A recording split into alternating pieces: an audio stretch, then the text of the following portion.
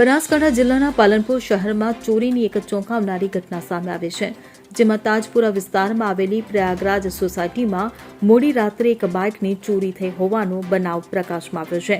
સોસાયટીમાં રહેતા એક રહીશે પોતાનું બાઇક ઘરની સામે પાર્ક કર્યું હતું। મોડી રાત્રે એક અજાણ્યો શખ્સ આવ્યો અને બાઇકની ચોરી કરીને ફરાર થઈ ગયો હતો। ત્યારે આ સમગ્ર ઘટના નજીકમાં લાગેલા સીસીટીવી કેમેરામાં કેદ થઈ ગઈ હતી।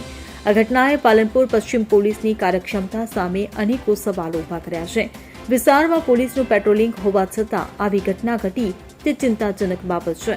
સ્થાનિક રહીશોએ રાત્રિ દરમિયાન પેટ્રોલિંગ વધારવાની માંગ કરી છે।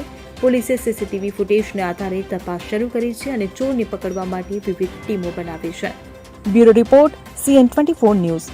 હવે જુઓ દેશ દુનિયાની તમામ ખબરો તમારી આંગળીના ટેરવે।